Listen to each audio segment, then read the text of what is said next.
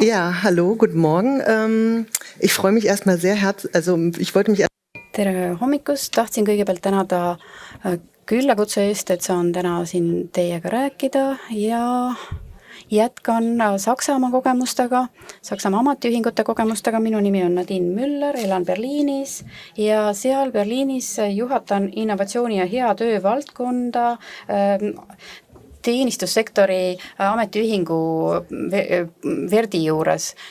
Ja Verdi on üks 5 suurest ametiühingust Saksamaal. Saksamaal on ju ametiühingud sektorite põhised. Meie tegeleme siis teenuste sektoriga, meil on umbes 2 miljonit liiget ja teine suurim ametiühing on tööstuse ametiühing, neil on ka umbes 2 miljonit ja siis on ka õpetajate ametiühing ja hotellindus ja nii edasi. Ja ehituses ja nii edasi. Ja ma olen esimest korda täna Eestis. Saksamaal on asjad keerulisemad ja suuremad. Me kõik teame Saksamaal, et Eesti on digitaliseerimise osas liider ja eeskuju, aga meil Saksamaal on rohkem kui 80 miljonit elanikku, 45 miljonit töötajat ja meie avalik sektor on nii suur, et meil on keerukuse aste täiesti teistsugune, meil on hoopis teistsugused seadused ja see kõik mõjutab seda, kuidas me saame digitaliseerida ja kuidas mitte, aga ma ei räägi täna ainult avalikust teenistusest, ma räägin üldiselt Saksamaa tööturust ja keskendun eelkõige teenuste sektorile ja paremaks mõistmiseks veel see, et meil on teenuste sektoris kõikvõimalikud valdkonnad, IT, finantsteenused, energeetika, kultuur ja meedia, kõikvõimalikud sektorid ja sellest tuleb minu ettekandes ka juttu.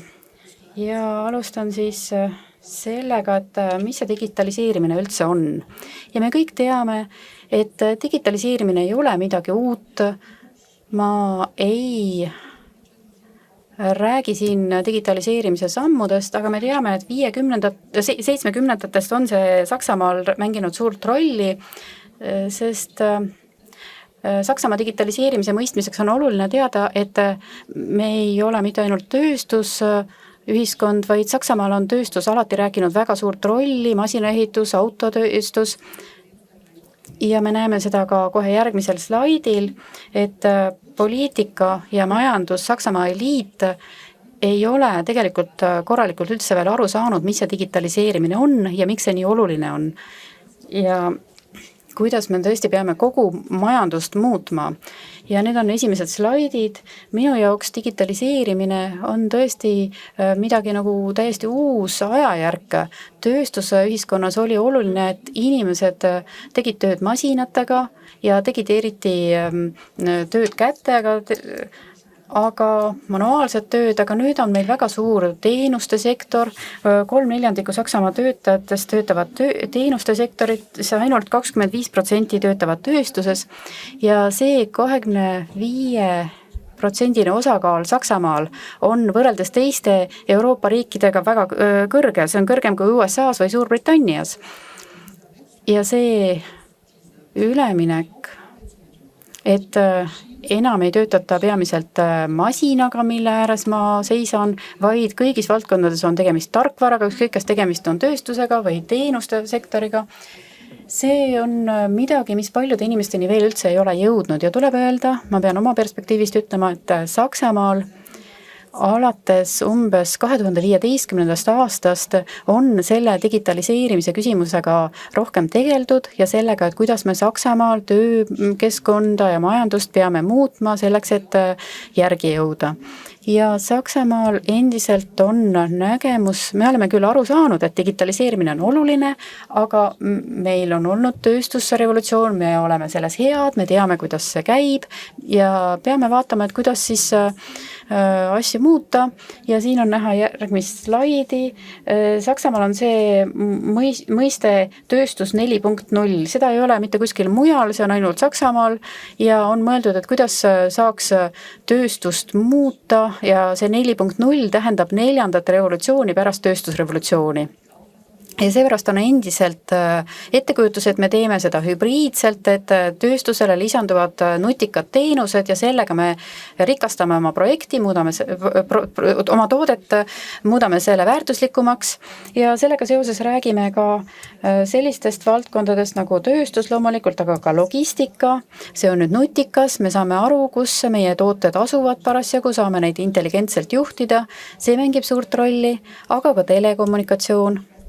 Ja ma ei tea, kas te olete sellest juba kuulnud, aga Saksamaal on meil endiselt see probleem, et mitte kõigis piirkondades ei ole internetiühendus hea. Meil on maapiirkondi endiselt, kus tõesti interneti ei ole. Kui te tahate seal tööd teha, ei taha töötada Balil, vaid ütlete, et lähete Brandenburgi liidumaale, siis võib juhtuda, et teil on seal probleeme, kuna internetiühendus on halb. Nii et me tõesti peame selles osas olukorda parandama ja ma arvan, et poliitikas ei ole eriti arvesse võetud ka seda, et see teenuste sektor on praegu nii oluline ja et teenuste puhul on tõesti väga palju juba digitaliseeritud. Minu eelkõneleja juba rääkis sellest panganduses, see on ka meil niimoodi, et finantsteenuste valdkond on üks kõige kõrgema digitaliseerituse astmega, et 90% töökohtadest on digitaliseeritud. IT-valdkond loomulikult ja pärast seda siis kultuur ja meedia, energeetika. Vähemalt 2016. aasta uurimuses oli rohkem kui 80% töökohtadest digitaalsed ja te olete võib-olla kuulnud ka nutikatest võrkudest, smart grids, et üritatakse energia tarbimist ja tootmist nutikalt juhtida, energia kauplemine, see on 70% töökohtadest on digitaalsed, nii et teenuste sektoris ollakse digitaliseerimise puhul tipus, aga on veel väga palju ära kasutamata potentsiaali ja pärast räägime ka töökohtadest, et mil määral need kaovad või muutuvad ja siin on lühike ülevaade. See on ka sellest 2016. aasta uurimusest, mille me tegime, üritasime digitaliseerimise vormide järgi siin eristada. Te näete, et elektrooniline kommunikatsioon on siin liidri rollis, IT, finantsteenused rohkem kui 90%, aga ka sellised asjad nagu tööd toetavate elektrooniliste seadmetega nagu skännerid, andmeprillid ja nii edasi, ka need on juba üsna palju levinud. On ka tarkvaraga juhitavad tööprotsessid, nagu näiteks panganduses, back office'is. Seal on need osakaalud ka üsna suured ja siis tarkvaraga projektitöö. IT-valdkond loomulikult on siin liidri rollis ja arvutitega juhitavate masinatega tehtav töö. Ja me oleme näinud, et COVIDiga digitaliseerimine sai uut hoogu. Me küsisime ühe uurimuse raames, kas viimase 2 aasta jooksul on teie töökohtadel võetud kasutusele rohkem uut tarkvara või uusi seadmeid või masinaid digitaalseid ja peaaegu pooled töötajatest 46% ütlesid, et viimasel 2 aastal on võetud kasutusele uut tarkvara või ka videokonverentsi tarkvara. Nii et digitaliseerimine, ehkki rohkem kui 40 aastat sellega tegeletakse, ei ole lõpule jõudnud, vaid see jätkub, see kiireneb, on uued rakendused, kasutatakse ka tehisintellekti, sellesse investeeritakse väga palju, eriti USAs ja Hiinas. Ja nüüd Saksamaal on meil ka vähemalt tehisintellekti strateegia ja räägitakse rohkem ka selle kasutamisest. Nii et areng ei ole lõppenud ja nagu eelkõneleja ka ütles juba, on trende, mis kaasnevad digitaliseerimisega ja väga oluline on see, et meie ametiühinguna Saksamaal ei taha seda arengut takistada. Me näeme siin ka palju head potentsiaali, me näeme siin eeliseid, et mida me saaksime saavutada, aga samal ajal on asi nii, ma võib-olla ütlen selle veidi teravalt välja, et neoliberaalses kapitalismis on teatavad olud, mis käivad digitaliseerimisega kaasas ja ei ole nii positiivsed. Üks näide, et digitaliseerimisega ja nende uute kommunikatsioonisüsteemidega on meil võimalus globaalselt, rahvusvaheliselt teha palju rohkem koostööd ja meil on selline rahvusvaheline tööjaotused, sa kirjeldasid seda, et iPhone'i osad toodetakse erinevates kohtades ja siis pannakse kokku erinevates kohtades, seda ei ole praktiliselt võimalik enam tagasi pöörata, aga samal ajal on asi niimoodi, et riikides on erinevad standardid ja see on toonud endaga kaasa rohkem konkurentsi ja palgad on madalamaks läinud, sest asi ei ole ju tingimata nii, et asju toodetakse seal, kus oskused on paremad, vaid seda tehakse seal, kus palgakulud on kõige madalamad ning Saksamaal ja Euroopas ja ka USA-s tihtipeale on see viinud selleni, et juba ähvardus, et ettevõte viib osa tootmist välja, on viinud palkade madalamaks viimiseni, sellepärast, et inimesed ütlevad, et siis me teenime vähem, aga töökohad jäävad alles, nii et selline šantaaž on käinud ja ametiühingud on kaotanud palju võimu, sellepärast, et varem seda nimetati ka keynesianismiks, oli selline riiklik pakt töötajate ja töökohtade vahel, et kui meil on kõrge tootlikkus, siis tõusevad palgad, aga see enam nii ei ole, ettevõtted on muutunud hargmaisteks ja ametiühingud peavad tegema palju rohkem koostööd, peavad vaatama, kas Euroopa tasandil oleks võimalik kehtestada miinimumstandardeid sotsiaalvaldkonnas, millest ükski ettevõte ei tohi allapoole minna, et me ei oleks nii šantažeeritavad. See on minu meelest väga oluline ja siis ka see, et kaovad ära vabrikutöökohad, kui sellega tegemist on, siis tuleb vaadata, et kuidas oleks võimalik organiseeruda. Saksamaal oli asi niimoodi, et paaris ettevõttes olid väga tugevad ametiühingud ja meil oli üks koht, kus protestiti vabrikus, et seal oli võimalik protestida, aga nüüd see enam võimalik ei ole. Nüüd tuleb ametiühinguna välja mõelda hoopis teised protestimise ja streikimise vormid ja see on meie kui teenuste sektori ametiühingu jaoks väga oluline, sest meil on ju ka telekomi sektor ja nii edasi, aga on ka muud valdkonnad, nagu näiteks hooldus, vanurite hooldus, seal on väikesed ettevõtted, kus seda tööd organiseeritakse, kus organiseeritakse neid inimesi, kes siis ka sõidavad väga palju oma patsientide juurde, hooldatavate juurde või erinevatesse haiglatesse ja Saksamaal on ka territoriaalsed kollektiivlepingud ja meil on mingis sektoris näiteks rohkem kui 1000 erinevat töökohta ja peame võitlema selle eest, see on tõesti asi, mis nõuab väga palju aega ja jõudu, see on nõuab väga palju jõupingutusi, aga tuleb leida vorme, kuidas tööd organiseerida, kuidas saavutada ka tulevikus seda, et meil oleksid kõrged standardid. Ja see on küsimus ka tootlikkusega, kui mul paluti seda ettekannet pidada, siis räägiti ka, et ma võiksin rääkida tootlikkusest ja ma mõtlesin, et ma olen kirjutanud doktoritöö selle teema kohta ja ma ei tea, kas te olete selle teemaga tegelenud, aga digitaalse töö ja IT-töö puhul on tegemist nii-öelda produktiivsuse paradoksiga. Ja miks see nii on, et varem öeldi, et produktiivsus on see, tootlikkus on see, et kui autotööstuses on vaja vähem töötajaid selleks, et autot toota, et siis me oleme muutnud tootlikumaks, aga kuidas on lugu programmeerimisega, et kas ma olen tootlikum, kui ma rohkem koodi kirjutan tunnis, see nii ei ole. Ja sellepärast on see täiesti kohutav, kui ma arstina olen tunnis rohkem inimesi ravinud või õpetajana rohkem lapsi õpetanud tunnis, nii see asi ei käi.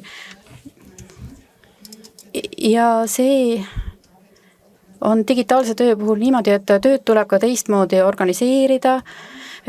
Varem olid inimesed konveieri lindi ääres ja siis oli võimalik mõelda, et kui palju inimesi vaja on ja seda oli võimalik optimeerida, aga nüüd on küsimus, et kuidas üldse jõuda selleni, et digitaalne töö oleks produktiivsem ja selle produktiivse digitaalse tööni jõutakse niimoodi, kui kõigepealt üldse mõeldakse, et mida me üldse tahame digitaliseerida, sest see loosung, et digitaliseeritakse kõike, mida on võimalik digitaliseerida, see ühiskondlikult mõttekas ei ole. On olemas kultuurilised erinevused. Jaapanis võib-olla inimesed tahavad, et hooldusrobot neid hooldaks, aga Saksamaal see nii ei ole. Ja Saksamaal tahetakse, et inimene inimese eest hoolitseks, mitte robot. Ja küsimus ongi, et mida me tahame digitaliseerida ja küsimus on, et kuidas me digitaliseerime. Ja hea digitaliseerimise puhul on see, et inimeste oskuste tase on tõusnud üldiselt, on loomulikult veel endiselt lihtsamaid tegevusi ja mingeid muid tegevusi, aga üldiselt on oskuste tase tõusnud ja me märkame, et me peame tegema rohkem koostööd kui varem ja planeerimise puhul ka ei saa enam asi olla niimoodi, et ülemus ütleb, et sa teed nüüd nii ja nii, annab mingeid korraldusi, vaid inimesed on muutunud loomingulisemateks, nad peavad ise mingisuguseid ülesandeid tegema ja vaatama, kuidas nad seda teevad ja paremini suhtlema ja vaatama, et kuidas nad kõige paremini koos töötavad ja seda kõike on vaja võimaldada. Juhtimine peab muutuma, töökorraldus peab muutuma ja me näeme, et ettevõtetes tekivad seetõttu konfliktid, sellepärast, et ettevõtetes on endiselt hierarhia, on ülemus ja teised. Võib-olla on ettevõtteid, kus seda enam nii väga ei märgata, et inimesed sinatavad, aga kui on mingisuguse kahtlusega tegemist, siis on oluline selle sõna, kes firmat omab. Aga inimesed ikka peavad rohkem üksteist kuulama ja vaatama, kuidas ühiselt asju organiseerida. Ma olen seda nimetanud kunagi kooperatiivseks, koostööpõhiseks individuaalsuseks. See loomulikult ei ole veel praktikas nii ellu viidud, nagu seda võiks endale ette kujutada, aga me oleme võib-olla õigel teel ja peame vaatama, et kuidas seda tulevikus oleks võimalik paremini ellu rakendada. Igal juhul on selles valdkonnas potentsiaali ja seda on näha ka siin slaidil, sest oma ametiühingu uuringus me küsisime, et kuidas olukord on muutunud, et kas otsustusruum tööl on digitaliseerimise tõttu pigem suurenenud või vähenenud. 25% ütlesid, et on suurenenud, 13% ütlesid, et vähenenud ja 62% ehk enamus on öelnud, et on jäänud samaks otsustusruum. Nii et on võimalik veel seda valdkonda edasi arendada, et see küsimus, et kas otsustusruum suureneb, see ei ole seotud mitte ainult tootlikkuse kasvuga, vaid ka tervisega, sellepärast, et meil on väga palju uurimusi, mis ütlevad, et inimesed on tervemad ja hindavad oma töötingimusi parematena, kui neil on rohkem otsustusruumi ja autonoomiat. Nii et kõik võidaksid sellest, kui otsustusruumi oleks rohkem ja teine küsimus, mille me esitasime, et kas te saate mõjutada digitaalse tehnika kasutamist oma töökohal ja kahjuks ainult 25% ütlevad jah, et saavad väga suurel või suurel määral mõjutada, aga 75% ütlevad, et ei saa või väga vähesel määral saavad.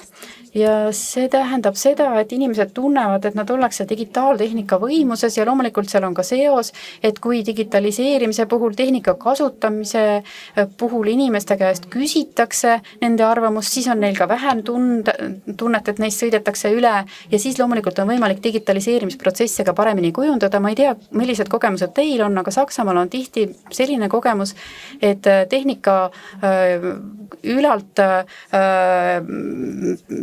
tuuakse sisse ja tegelikult töökohtadel sellega hakkama ei saada ja siis lõpptulemusena on kulud suuremad, kui tegelikult on loodetud üldse kokku hoida. Ja siis küsimus, et millised on digitaliseerimise väljakutsed. Lisaks sellele faktile, et meil on vaja sellega hakkama saada, et me peame rohkem osalema, rohkem inimesi on vaja kaasata, on meil ka teised väljakutsed. Juba mainitud automatiseerimine, et ära on kadunud head töökohad, et milline on olukord tulevikus ja töökohad muutuvad ebakindlateks. Järgmisel slaidil tulen selle teema juurde tagasi. Et alates 90. aastatest on meil olnud see probleem, et meil on olnud suur tööpuudus ja et teenuste eest on alati makstud pigem vähem ja töösuhted on muutunud ebakindlasteks, on tekkinud töötajate renditöö, et töötajaid laenutatakse ettevõtetele teatavaks ajaks ja meil on rohkem ajutisi töölepinguid, tähtajalisi töölepinguid ja madalapalgaline sektor on laienenud ja meil oli selline olukord ja see on endiselt ikkagi, et oskused on paremad, aga isegi ülikooli haridusega inimesel ei ole mingit garantiid, et ta leiab tööd või leiab hea töökoha. Ja haridus, mida me saame teha, et inimestel elu jooksul oleksid kogu aeg olemas sellised oskused, et nad saaksid tööd. Ja kui ma jõuan, siis mul on üks slaid selle kohta, et digitaliseerimisega on muutunud koormus töö juures ja koormus on isegi tõusnud, et meil ei ole enam nii palju kehalist koormust, tendents on, et koormus on vähenenud, aga on järjest rohkem vaimset koormust, kui inimesed on töövõimetud vaimsete probleemide tõttu, siis nad on kauem töövõimetud kui füüsiliste probleemide tõttu ja see on seotud ka selle küsimusega, et kas ma suudan oma töökohta säilitada, et tuleb tegeleda terviseprobleemidega ja viimane probleem, digitaalne kontroll, kas töötajaid on võimalik paremini kontrollida digitaalsete vahenditega, kuidas sellele vastu töötada, et inimestel oleks õigus oma andmetele. Ja mainisin ka seda, et meil viidi läbi kurikuulsad Hartsi reformid, mis tõid endaga kaasa selle, et töösuhted muutusid ebakindlamaks, tööturg muutus ja kutsehariduse osakaal vähenes, vähemalt riigipoolse rahastusega kutseharidus, et lähenemine oli, et inimesed peaksid minema tööle, toona olid isegi olemas sellised töökohad, kus maksti 1 euro tunnis ja siis me vaatasime, et mida me peaksime ametiühingutega tegelema.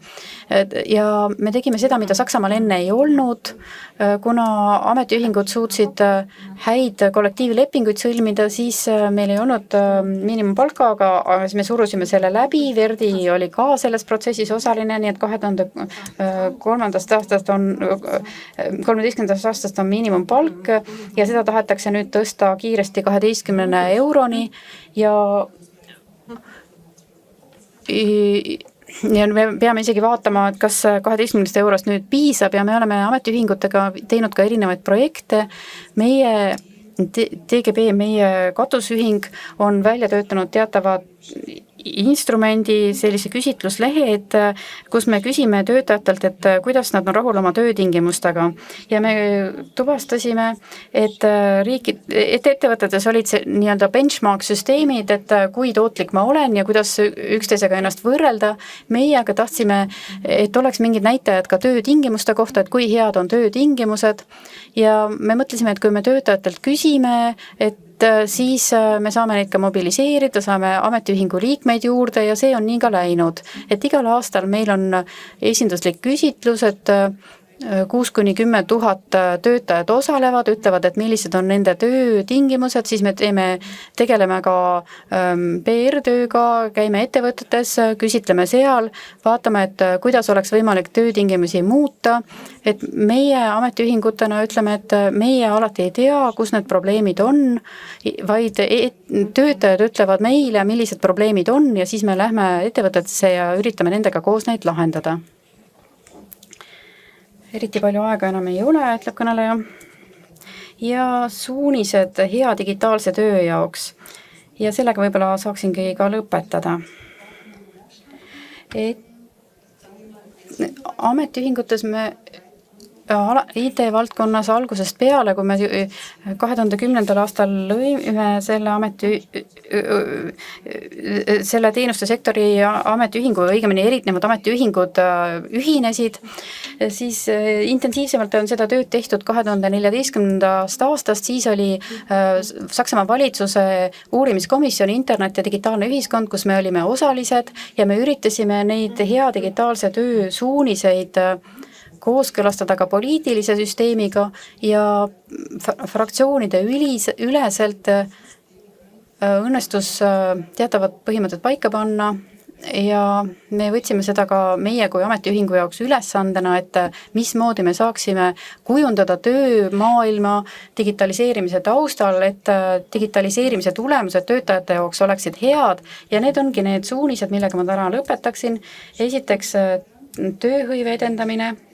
Saksamaal on pigem selline arusaam, et järgnevatel aastatel töökohti vähendatakse, aga tulevad ka uued töökohad, näiteks tervishoiusektoris või siis sotsiaalvaldkonnas või teistes valdkondades ja et see üldiselt siis tasakaalustab seda töökohtade kadumist. Vähemalt kõik Saksamaa prognoosid ütlevad, et lõppkokkuvõttes võib bilanss olla positiivne töökohtade arvu osas, aga küsimus on, et kuidas seda muutust läbi viia, sellepärast et on ka teisi tegevusi. Sa ütlesid, et bussijuhid võiksid süsteemi administraatoriteks saada, ma ei tea, kas see alati võimalik on, aga seda on võimalik üritada. Ja kui sellega varakult tegelema hakata ja kui on mingi mõte, et mis suunas see peaks minema, milliseid oskusi on vaja, kuidas oleks võimalik ettevõtetes õppimist edendada ja seda ka toetada ja siis teine punkt, oskuste omandamise kiirendamine. Meie oleme ametiühinguna nõudnud, et me tahame, et meil oleks selline edasiõppimise osalise koormusega töötamine, nagu see on olemas Austrias, et võib tööaega vähendada, et näiteks tehakse tööd pool päeva ja teist poolt päeva kasutatakse selleks, et edasi õppida ja seda toetab nii tööandja kui avalik sektor.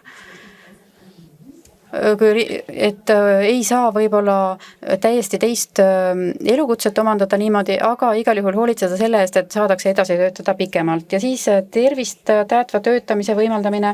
Alates 79. aastast on nõudmine, et hinnatakse terviseriske ja tuleb tegeleda ka psüühiliste ohtudega, tuleb võtta meetmeid ettevõttes selleks, et vältida psüühilisi probleeme. Me tahame ka rohkem karistusi ja rohkem kontrolli selle üle, sellepärast, et tihti seda ellu ei rakendada ja me võitleme ka andmekaitse eest, et töötajaid töökohal kaitstaks digitaalse kontrolli ja järelevalve eest. Me tahame, et oleks rohkem võimalik ise oma tööaega reguleerida, töökohta reguleerida, kui see võimalik on tööspetsiifikast lähtudes. Et meil on ka kaasotsustamissüsteem, meil on olemas ettevõtetes töönõukogud, personali esindajad ja me tahaks, et kasutatakse ära kõik võimalik seaduse ette nähtud võimalused ja loomulikult tahame õiglast töötasu ja õiglast digitaalse kasumi ümberjaotamist ja sellega ma praegu lõpetaksin. Tänan tähelepanu eest ja võib-olla on veel võimalust esitada ka küsimusi. Soov esitada küsimusi saalis, siis täitsa võib seda eesti keeles teha ja Nadine kuulab seda saksa keeles. Kas keegi tahaks midagi küsida? Nii, ei taha. Siis ma küsin ise.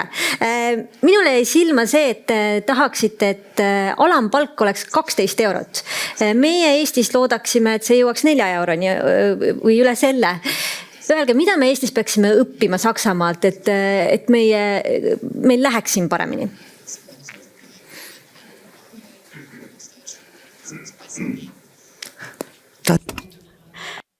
Suurepärane küsimus.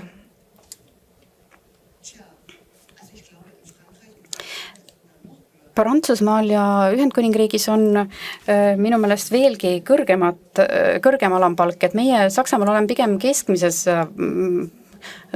tasemel. Ma ei tea, me peame rohkem koonduma Euroopas ka selles osas, mis puudutab seda, kuidas toodetakse, kuidas teenuseid osutatakse, et standardid oleksid sarnasemad, et meil oleksid Euroopas miinimumstandardid ja ma ei tea, kas 4 eurot ma ei tea, tuleks vaadata, et kus üle-euroopaliselt need miinimumpalga tasemed on ja tuleks panna paika mingisugune baastase, et saaks toimuda mingi lähenemine.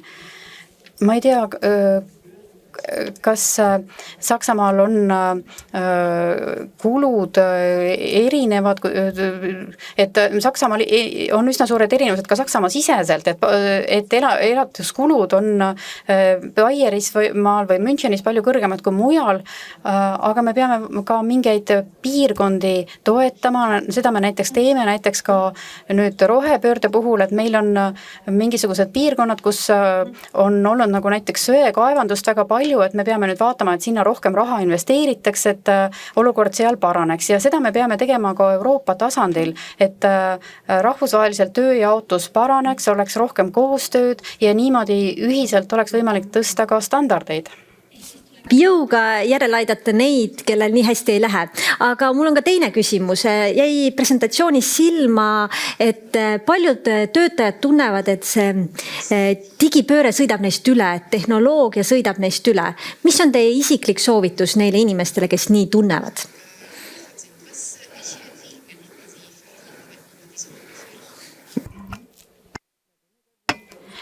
Üldiselt ma kõigile töötajatele soovitaks tulla ametiühingusse, osaleda ametiühingu töös, saada liikmeteks ja siis tuleb